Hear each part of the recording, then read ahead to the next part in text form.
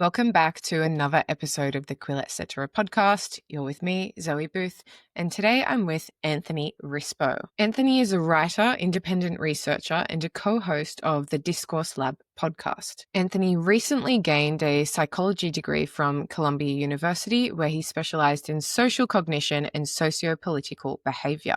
His academic work has explored topics like narrative, perspective taking, and autism, and he's also the founder of Columbia's Heterodox Academy campus community, promoting viewpoint diversity and open inquiry. I actually came across Anthony on Instagram, where his nuanced and careful commentary on cultural and political issues really stood out. He's built a thoughtful platform there, creating smart, accessible videos that explore everything from identity and group dynamics to political theory and cognitive bias. In this conversation, Anthony and I talk about how we both went through a very woke, censorious, and often angry period of our lives as young people. Anthony as a young gay man navigating activist spaces, and me as a Marxist vegan feminist. Yes, I was like that. We reflect on how those ideological commitments shaped and often strained our relationships, especially with our family members, and we explore what it took for us to move beyond that mindset. But we also reflect on how it's important to still have empathy and understanding for people who are still going through those woke periods of their lives. If you enjoy this episode, please share it with a friend who will find it thought-provoking, and subscribe to Quillette's YouTube channel and to my podcast. It would mean a lot. Without much further ado, let's get into this conversation with Anthony Rispo. So I have so much to talk to you about. I think we have a lot of crossover in our interests and maybe our stories as well. Very similar age. I think you just turned 35. Yeah, in December, 35. I'm 30. I'm not sure if you sort of used to be on the left. Is that, I get a vibe, Yeah. maybe? Yeah. I say that with such concern in my tone. Well, I guess without giving the whole story from childhood on, I think a little bit of reference is good. I grew up in a fairly, I wouldn't even say it wasn't a political household. I would say in retrospect, moderate, close to New York City, about 15 minutes away from Manhattan, north of Manhattan, the border of Bronx and Manhattan. And so, a lot of diversity, cultural diversity, ethnic diversity, religious diversity. I went to a public school when I was in the primary school, I guess you would call it, my really formative years. I went to Montessori school actually up until third grade. It was like the United Nations for a child. Of All different types of kindergartners. It really was.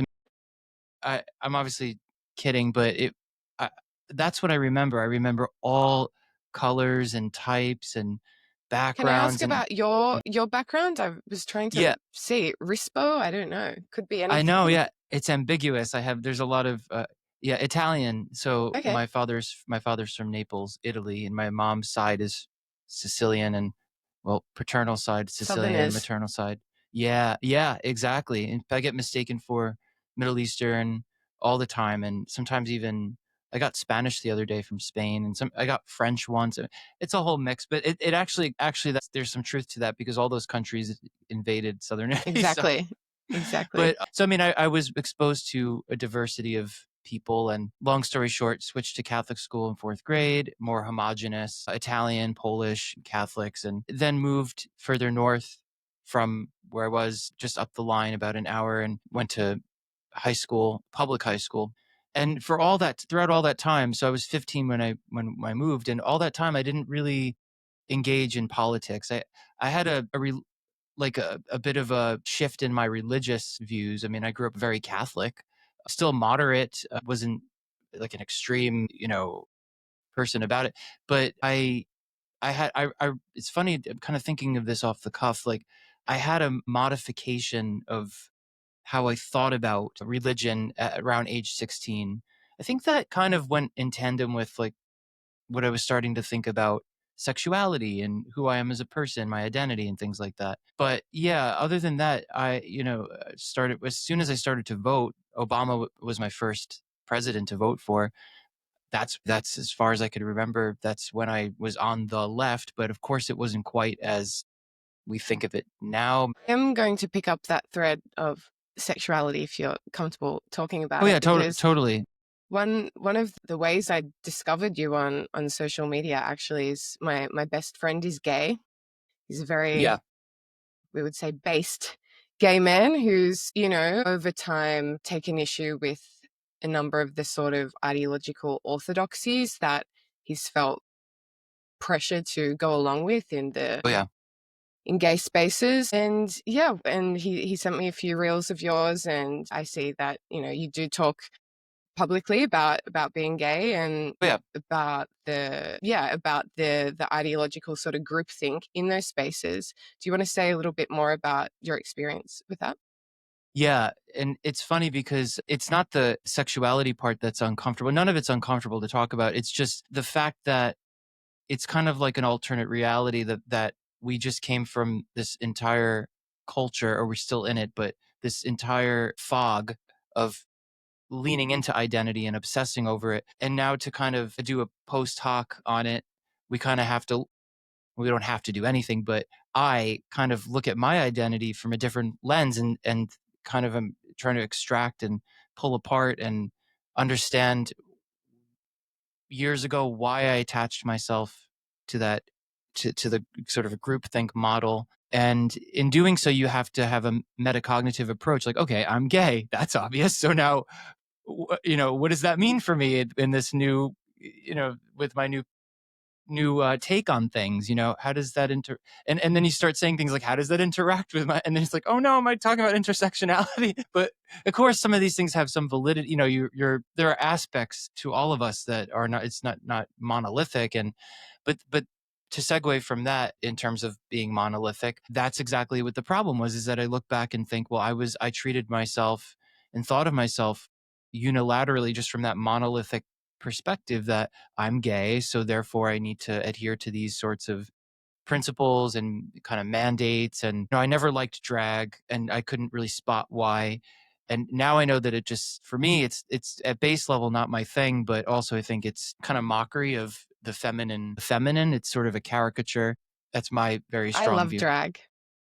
Okay, And so maybe because it is, I see the humor in mocking, as well. I don't see it as mocking, but imitation. And I can see why it could be offensive, and under certain circumstances it could yeah. be. I think in particular, if these drag queens or the people who attend these shows are then going on to actually express, opinions about gender ideology or about women, biological women, that I find, unpalatable. That would be more offensive, that sort of Yeah. combination of both. Right, right. And we see some of that in the gender world now, but yeah, okay, so for me it was more, like I said, it was more of a, I understand that perspective, and I actually, I could understand why someone would enjoy it, and sort of from a distance I could get on with it a little bit. I have been to a few drag shows, and so for me it was more of like a, like I said, an introspection, a pulling away from it, and kind of looking at the double standards. Like, well, we have these people who are for women's rights and women everything, and but they're sort of using womanhood or femininity in a way that they're making it into a caricature. So maybe that is a bit of an extreme view on my end, but it was also part of my analysis of pulling away from that culture and looking at some of the double standards. And I also never really considered myself someone who latched on to group identities, even with my heritage. My father's a huge soccer fan, I guess, depending on where you live, football fan, soccer fan. And so is my brother. And I know it's very obviously very popular around the world to be as such, but I never got into it. It was sort of growing up, I saw him would go nuts when his team would win. And it was all about Italy and the Hmm. regional teams. And to me, I was always kind of like, I don't get that. So at the start, I never really latched on to identity. And so being in those gay spaces, or even sometimes clubs in my 20s, I always felt out of place, actually, Mm. paradoxically. Yeah. Never felt comfortable. Yeah, I've been thinking about this a lot, and I've had similar sort of experiences, not being a gay Italian man, obviously, but Sure. No, I'm just kidding. I'm kidding. These days, it could be I anything. identify as a Yeah. gay Sicilian man.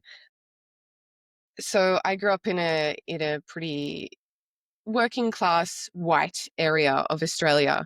But funnily enough, despite being obviously very, very white, I always felt a little bit, as we would say here, woggy, which can be used as an offensive term. But wog essentially in Australia means, Greeks, Italians, any sort of Mediterranean peoples. So I am half Greek.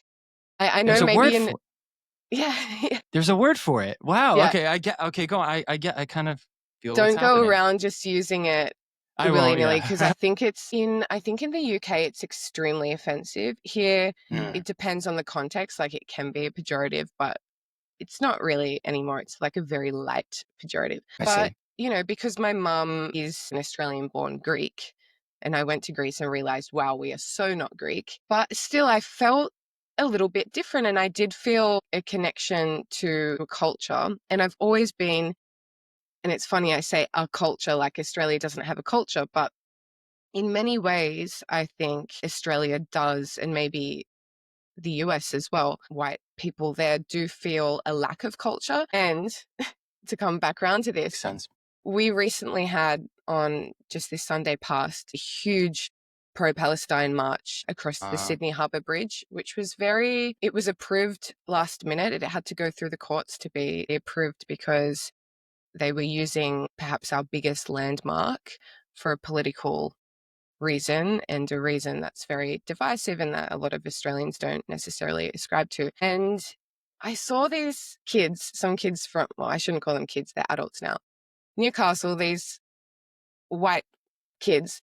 Part of my analysis for why they were there, and maybe it's cynical, but it just seems like they are getting a sense of culture and community and belonging out of joining what is essentially a pan-Arab nationalist decolonization movement. They don't know, obviously, but I see less kids who grew up in like Chinese families or like families with a strong sense of identity and culture. I see less of them attending those sorts of marches and getting involved in these movements. What do you think about my theory? Well, yeah. No, actually, this is great because I've been thinking about this a lot, and there's so many different points to address. Well, the first point, going back to the culture thing with well, it's just white people generally speaking in America, at least. I think there that some regions of this country, especially in the South, the Deep South, Appalachia, if I said that correctly, Appalachia, I don't know. There is a strong sense of cultural identity. It just depends on where you are. I think in the more urban metropolitan areas where you have a lot of these sort of progressive types, I guess the word is outdated, but yuppie types. I don't know what other words I can use, but those kinds of white people that come from the different regions in America, the Midwest, the South, and they're transplants. They move to the metropolitan areas, and well, my observation is that these people psychologically, sociologically, I do think to some degree they don't have as strong a connection to their home heritage or lineage or background. And I don't want to generalize because I actually don't know if there's any empirical work on that, but just observationally, when you look side to side, people living in the cities versus people living in these rural places or places I mentioned a minute ago, there does seem to be a huge difference. I mean, and I think you can actually point to general elections and the Democratic and Republican Party, with the Republican Party at least traditionally being more middle America, as it were. Now that's changed, of course, in a very funny way. But just to snapshot what has been for the longest time. So you see that divide take shape. And so moving on to the next thought is that I think with people, and I'm still trying to work this out, but it does tend to be white liberals. That always has been kind of politically, sociologically the thing since Johnson, since the LBJ and his New Society and MLK Jr. and after the Civil Rights Movement, and you had this group of liberals, white liberals on the left who hopped on the Civil Rights Movement and free love and all that stuff. And so there does seem to be some kind of interesting demographic distinction when it comes to white people and culture. in America, I speak for America, really just not even broadly because I can't say definitively, but in America, there seems to be this pattern, this trend.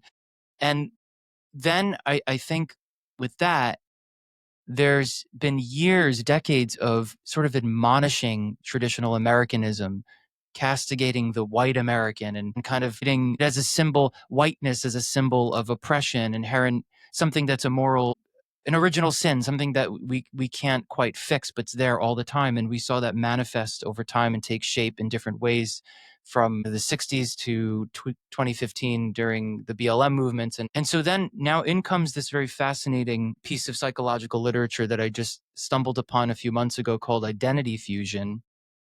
And identity fusion is, definition of it is a deep, visceral sense of oneness with a group where personal identity and group identity are functionally the same. So a threat to the group is felt as a personal threat. And they found that people can actually fuse with causes that are not only related to their in-group, that they don't, but they could fuse to causes that relate to out-group issues. So, for instance, American students, white American students, fusing with, for instance, Palestinians.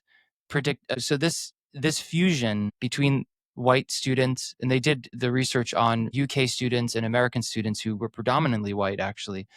It predicts a willingness for extreme activism in support for causes that don't relate to them. So this idea of attaching oneself to an identity that doesn't belong to them, but doing so because they believe that the thing they're fighting for on behalf of the outgroup relates to issues they feel connected with, like university students are out for the patriarchy, are trying to, trample down Western civilization.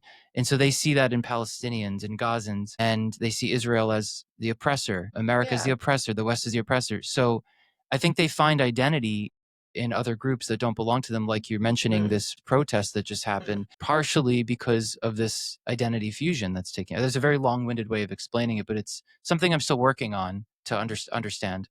Yeah, it's fascinating, and I think, being gay or being a woman, you can see some sort of a similarity. Like, there is some truth to intersectionality, and you know, you can feel that your group, even as a woman, is sometimes, discriminated against and by this patriarchy, and therefore you transplant that onto, Israel Palestine. But I do wonder, one of the guys that comes to mind is a straight white guy from Newcastle who's all of a sudden really into this topic and has never been into, geopolitics or anything.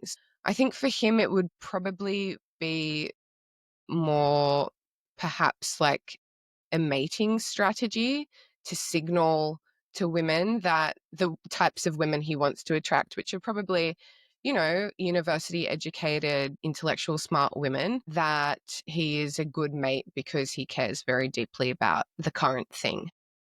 This individual, he organized the protest, or He didn't organize, he just attended and was sort of signaling, was very, virtue signaling that he was there. Yeah. I think you just hit it on the head. Virtue. I mean, I don't. Okay, so there's a few things going on. I don't want to. I'm kind of living in this dissonant space right now because I also don't want to be absolutist when Yes. and it's not for fear of coming across one way or another. It's for my own brain and my own mind and sanity. Like I actually want to try to get things at least partially right. And so I think that it could be true that he does care about, he has more of an orientation toward harm and care. Like he cares about preventing harm. He's maybe temperamentally a little more feminine too. I don't know the guy, so I do not. But based on the research, I mean, it could be that, liberal, more liberal types do tend to have that proclivity toward nurturing and caring, and at the most pathological end being a bit of an overbearing type, controlling, and going to any length to make something that they want to see happen. And if it doesn't happen, then there's a lot of kicking and screaming. But anyway, I digress. But it could also be virtue signaling, and he could be. There's another kind of person who will jump into these salient moments, who are quite darkened personality. They'll be high on the dark tetrad, which is, narcissism, Machiavellianism, psychopathy, and sadism. So for listeners, I'm sure listeners are informed enough to know, but narcissism being inflation of one's ego, or self-inflation rather, and Machiavellianism, which is treating people as a means to an end, charming them into doing favors for you. Psychopathy, callousness, no empathy, or huge lack of empathy, and sadism, joy of others' suffering. And then somewhere in there, there's antagonism. So sometimes people will posture as virtuous and morally righteous and jump into spaces where they can, especially the predacious sorts of men. They see what their aim is, and their aim is predacious. I mean, they're looking to find someone they can take advantage of, and they're in that dark triad circle. Or he could, like I said earlier, be just someone who cares a whole lot about it and has more of a feminine temperament. I hate to say that, but I mean that is kind of where the research runs. Uh, Yeah, fascinating. I did want to talk to you about these personality traits because it's something you talk a lot about on yeah. your channels, and I know you're a neuroscience student. Is that correct? I just graduated from Columbia in it was psychology Psychology. with. Yeah, they treat their psychology department like a neuroscience department. So I spent some time with neuroscience research, and that's what got me really interested in going below the surface into more of the uh, mechanistic aspect of behavior, like what's happening in the brain. I've also heard you talk about the light triad. So what's that? Yeah, so actually, that is really cool because of one of my professors, Scott Barry Kaufman. He is the one who came up with this, and the light triad. And we talk also, and he's just came out with a great book called Rise Above, and it talks about victim mentality and how to get better from it, essentially. But anyway, so the dark triad, like I said, is Machiavellianism, narcissism, psychopathy, and then there's sadism also. Just to top it off, the light triad is Kantianism, which is treating people as an ends in themselves, not as a means to an end, like Machiavellianism. So it's the opposite. Humanism is the second one, which is valuing the dignity and worth of each individual. And faith in humanity is the third one, which is believing that people are generally good and trustworthy. And that was developed by Scott Barry Kaufman. And I think around 2019, a paper was published. The reporting with that tends to show greater life satisfaction, more compassion and empathy, and lower levels of manipulation, aggression, and exploitation. So the point is not that one person harbors all of these and then another person harbors the other ones. Actually, because Scott came up with this construct and measures it so beautifully together with the dark triad, you can see some crossovers. You can see where someone scores high in one of them on the dark triad and where someone scores high in the other construct. And it's just a more holistic angle, a broader analysis of the human condition rather than just pathologizing behavior all the time. Yeah. It's fascinating. And lately I've been very sort of concerned about social media and increasing, communication through social media. I was wondering if you had any thoughts on sort of the psychology behind it, whether like I feel like we are getting, at least with this topic of Israel and Palestine, I think I read that the ratio of pro-Palestine content to pro-Israel content online is about 15-1. Yeah. And as a result, people are being sort of marinated in this content every day, brainwashed. I don't like to use the word brainwashed, but just sort Yeah, of sitting in it. And then it does have real world ramifications. So that when I it tell does. someone that my fiance is Jewish and has family in Israel, they're already it triggers something in the brain that they associate that with what they've seen online. And I don't know, I think it's very scary. So, yeah, okay. I mean, I think at the heart of it, confirmation. Well, is that a good place to start confirmation bias? I don't think so.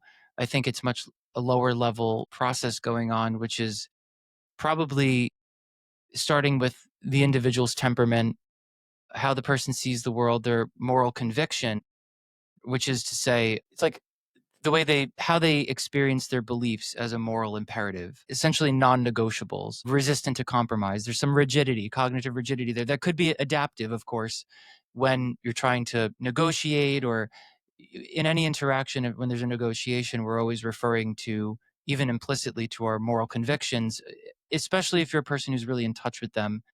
And when there's a signal, an autonomic stress response signal, when something doesn't match what we're expecting or wanting, that creates a dissonance within us. And depending on how well we can regulate that dissonance, that particular process can go south or it can go north. I mean, if someone has a problem with ambiguity, or they are anxious or high in neuroticism on either side of the conversation, I've seen it on both ends, Israel or Palestine, depending on how they deal with conflict and how connected they are and fused, actually, like I said before, to the issue at hand, that will determine hostility as an outcome, or the capacity to rationalize and to have good discussion and to empathize with the person. So it can go in so many different directions depending on those baseline points of intersection and those different parts of one's psychology and essentially biology too. But I think that there was actually a great piece published by you guys, Quillette.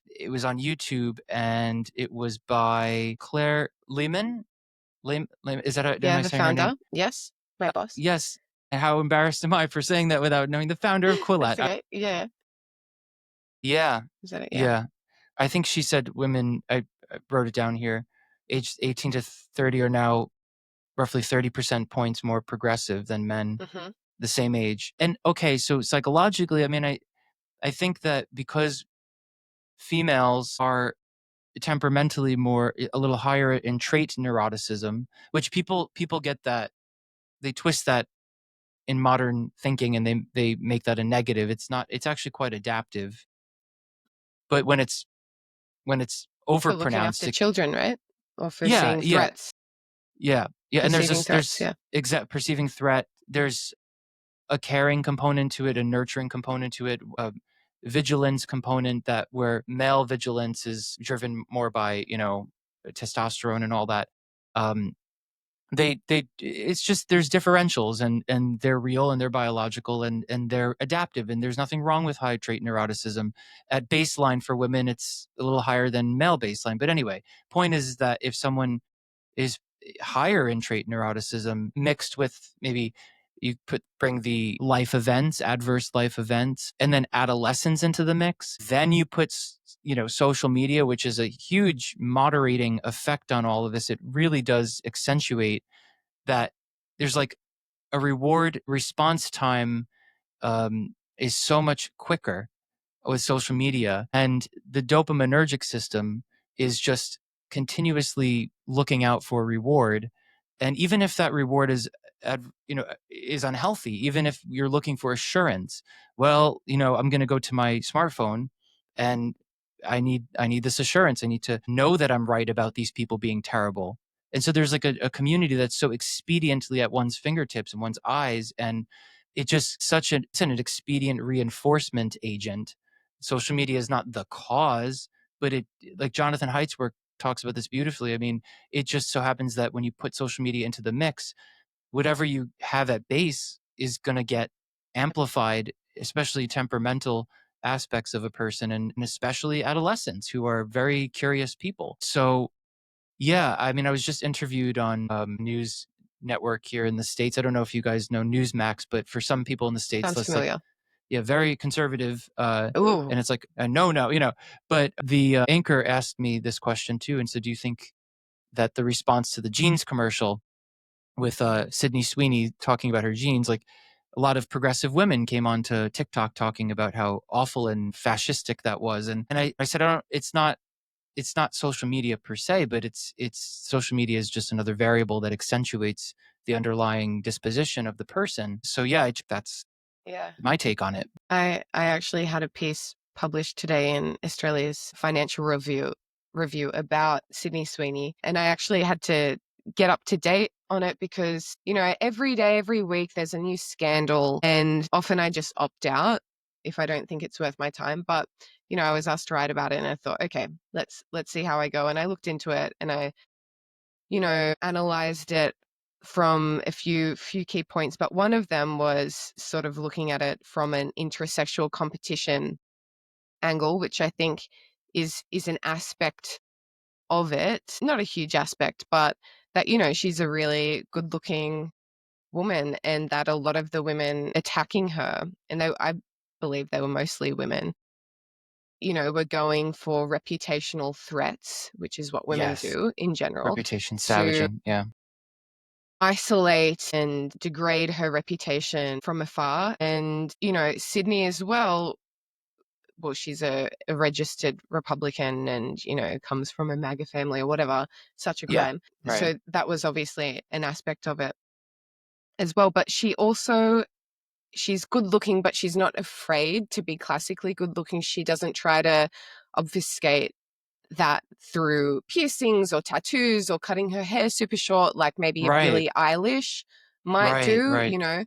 or Zoe Kravitz or some other naturally stunning actresses. And I felt like that when I was in my very woke radical feminist era as well. Like, I've always had, pretty classic, appearance that fits many beauty I'm white and I'm thin and whatever, but I tried to, like, I cut my fringe really, really, really short Well, that's, to I as a see. Yeah. I wanted to show that I was part of this group that was radical. And yeah. Sense of belonging. And to some degree, it's interesting to note that both of us went through this phase and we came out of it. And I'm still trying to figure out the pivotal moment for me. I think it was gradual. It definitely was gradual, I will say. But interacting moments of dissonance, like things not making sense. But I think like it feels comfortable to outsource your autonomy to a group when you're dealing with a lot of distress. And I'm not saying that you were. I had moments of distress, and it felt good to just outsource my autonomy to a group, something amorphous, something that earlier in the episode I said I didn't even feel like I belonged to, but it was nice to know it was there. And there's something cathartic about it. There's something therapeutic. There's something kind of, you can distance yourself from your issues. And I think that there's a difference between people who are pro group, because I mean, it's great to be part of a group that's pro social. That's I Natural. don't, Yeah. yeah, but the extent to which it becomes coagulated and rigid, and that's when you start to find the people in there who are perhaps a little more pathologically oriented psychologically. And that doesn't mean that this is, the way they're going to be forever. It just means this is a season in their life where maybe this makes the most sense. I'm talking about specifically the students on Columbia's campus who chained themselves or tied themselves to the fence when I was in one of my classes, and we heard helicopters above the school and cop cars and screaming. And there's something there happening that I understand some of it from a distance, but I pulled away because I didn't, I can't see myself getting to the point that they got to. And that's not meant to come off as highfalutin or like I'm better than them, but that was a key distinction for me. It's like, okay, well, I'm not, my thing was when I was like, went ballistic at my brother when he didn't put a black square on his Instagram because of George Floyd. Did you? That, Wow. yeah, that actually, and I'll say it very publicly. I mean, I think people need to hear me say this because I talk a lot about the left and I criticize the left, and I actually don't talk enough about my story because I kind of don't want to. I don't know. I kind of feel like I don't want to be another person talking about his story all the time, but I think it is important for context. I mean, my sister had just given birth to my niece, and it was around the time of George Floyd with the black square thing, and we were in the hospital room about 2 days after she had given birth, and my niece, I think, obviously a newborn, she was doing Did she medical, like they post were a doing. black square? No, That nobody did. newborn? She should have.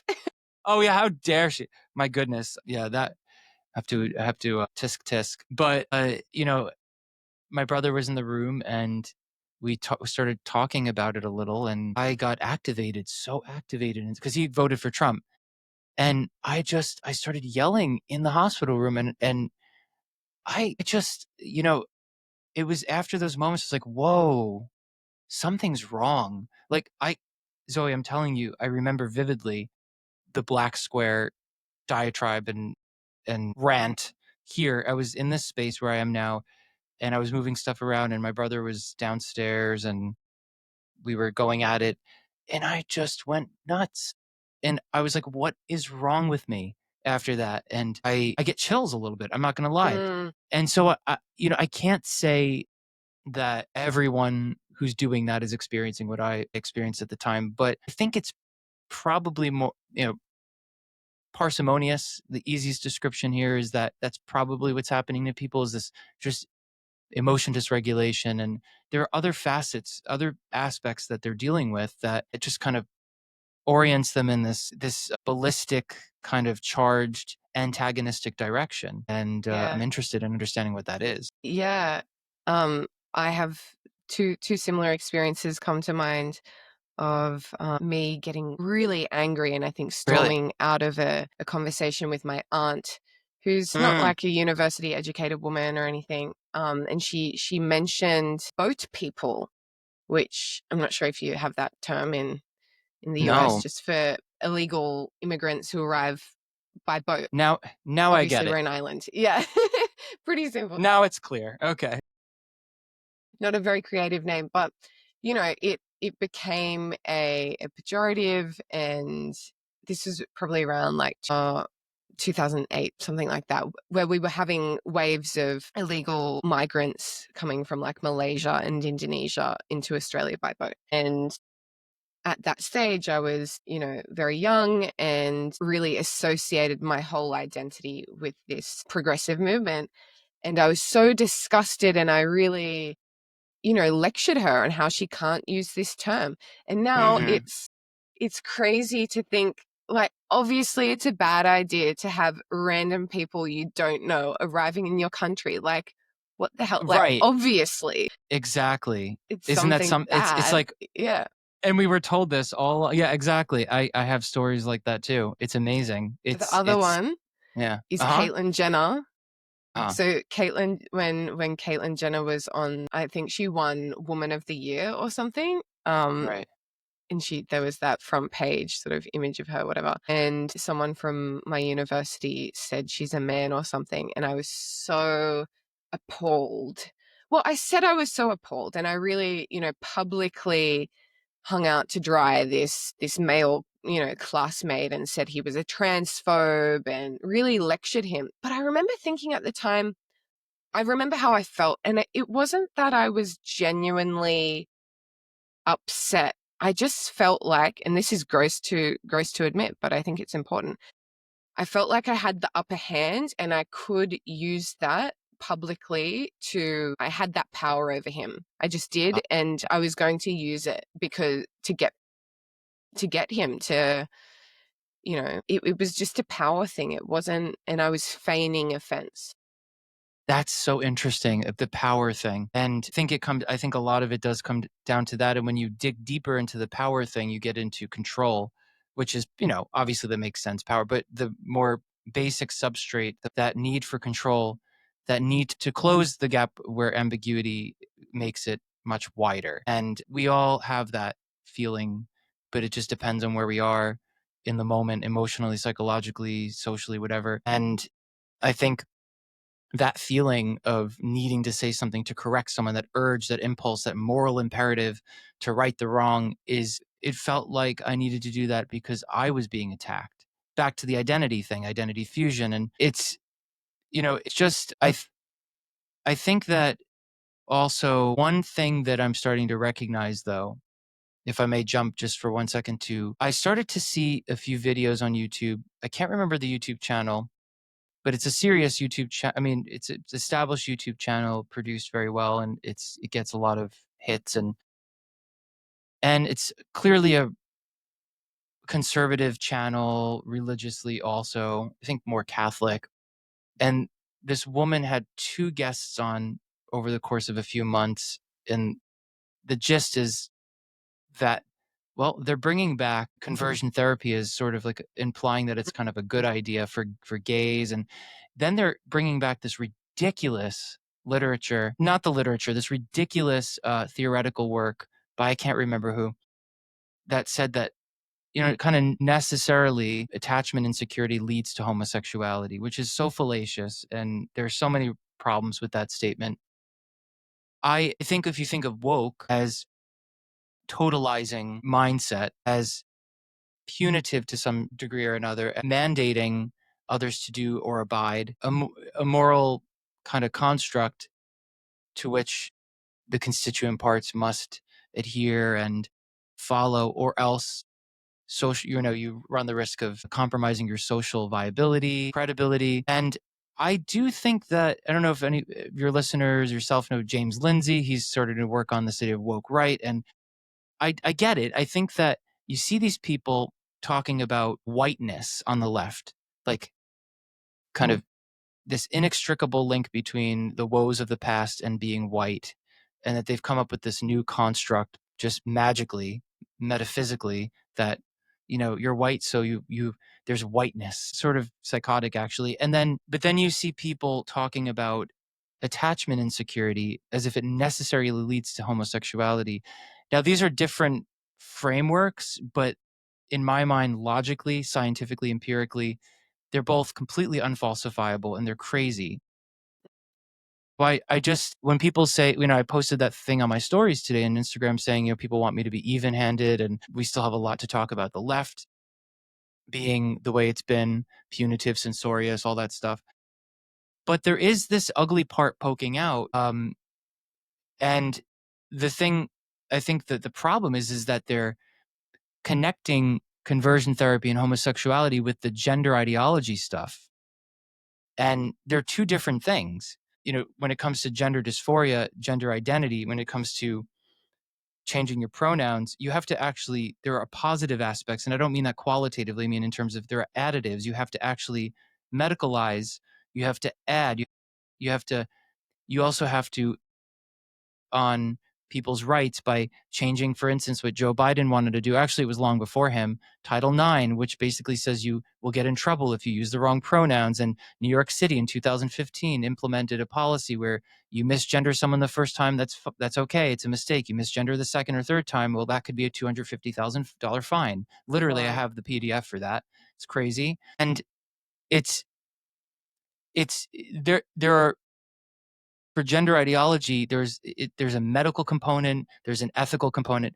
For homosexuality, you're not required to do anything for me. You're not even required to marry me in your church, because I get what you mean. It fully doesn't affect anyone.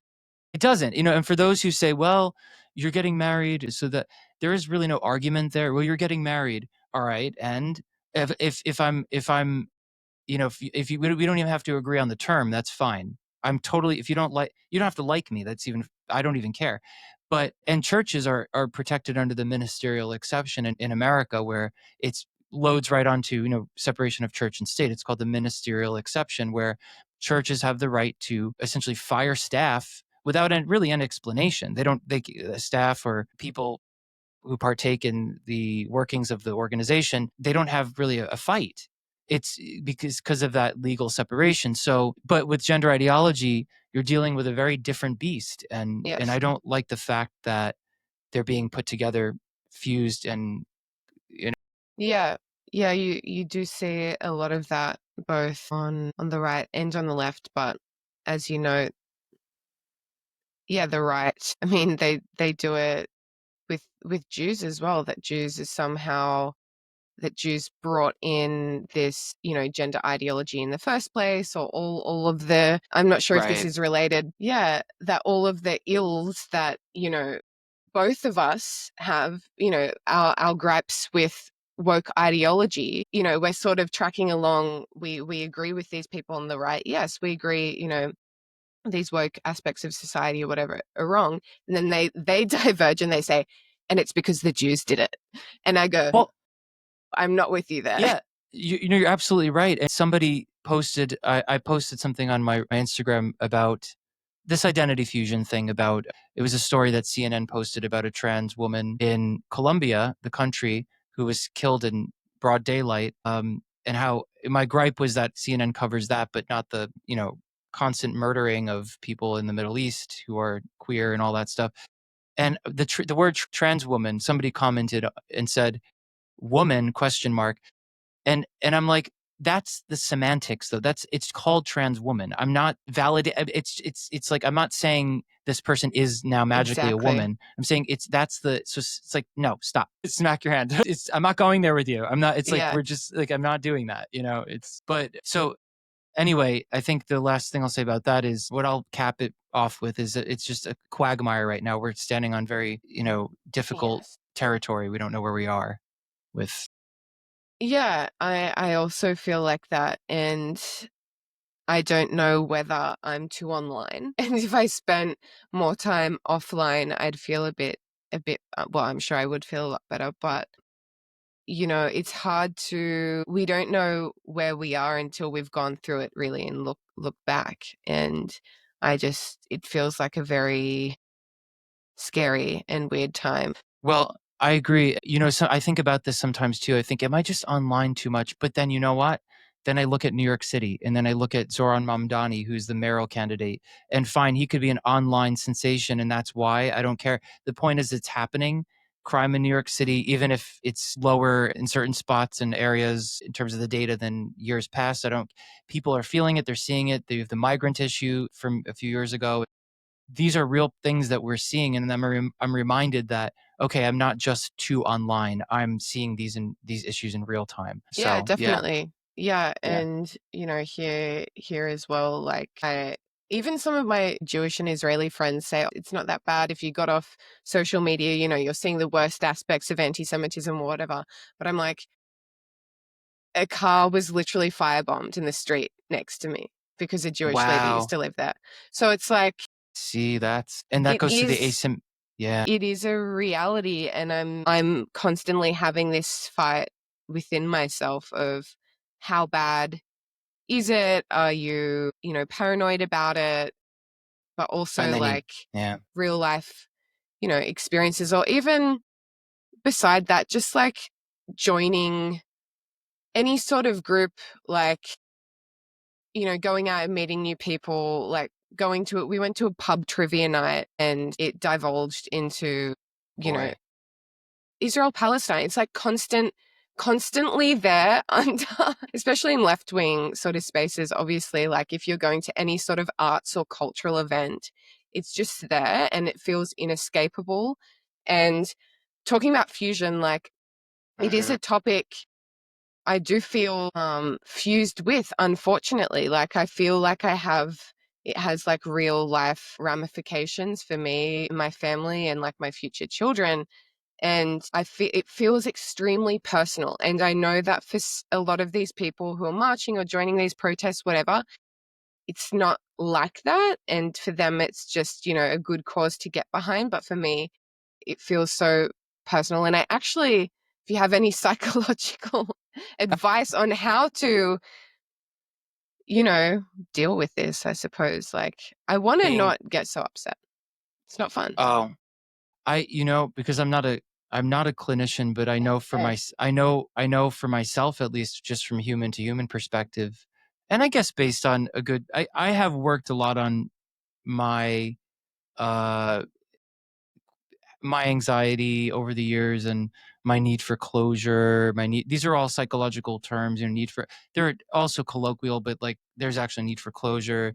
There's need for control, problems with ambiguity, and the stress system just gets very activated when we don't know what's happening next. And I think at base, just quieting the mind down as best as possible and playing out different scenarios, and then figuring out, well, what's my next step should any of these scenarios arise, and just really mitigate, how do I say, tailoring your experience before it happens, if it happens, so that your brain is somewhat primed and predicted in a state of prediction. So because when we are met with ambiguity, or we're met with something that is so far removed from our construct of how we've constructed the world. One end of it could just be regular dysregulation. It's something called prediction error, where the brain is always predicting and thinking what's going to happen next, and happening behind the scenes. But when we're met with something that is a mismatch, we get a little dysregulated. And if someone is lower in anxiety, that's not too much of a problem. But if someone has more anxiety, that's a proportionate response. And then at the far end of it, that's trauma. So always, I think, priming and thinking of ways that how you can deal with the stressors as they arise or if they should arise, giving more predictability to the brain, obviously not being frenetic and neurotic about it and like, mapping things out as, in a room, a padded room, like with like charts everywhere. There's that quote, the gap between stimulus and response is your strength. I think that is your power. I think I'm paraphrasing. It's attributed to Viktor Frankl, but I don't know if it's actually him. But there's the stimulus and the response, and having a gap there actually of introspection and metacognition and reflection and slowing things down is, quote, the work. It's how you regulate your autonomic nervous system, your prediction mechanism. But you take that as a regulation strategy. Then the other thing I was talking about is closing the gap of ambiguity. That's a little different. It's sort of embedding some prediction so that the gap's not too big, so that you're like running after and anticipating something that's probably not there. But in one way, you're trying to temper with space, and the other sense, you're trying to close the gap where you're not running too much towards something that you feel might give you closure. Very sound advice. Thank Good. you. I'm glad. We've been going for an hour. Is there Flew. anything else you'd like to talk about? Well, very briefly, I just want to say I regret that I didn't lean a little bit more into your question about sexuality, but I think the only thing I'll say about that is I see that more and more lesbian, gay, bisexual folks, a lot of gay men who are stepping up and pushing back against gender ideology.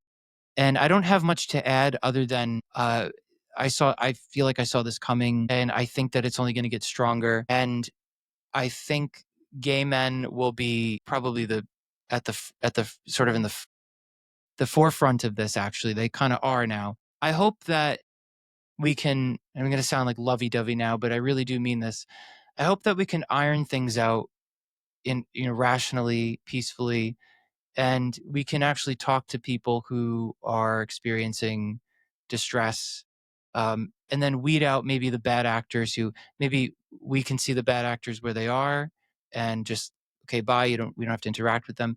But there are people in that, the trans community and the, TQ plus community and the woke left who, like us at one point, we were in it.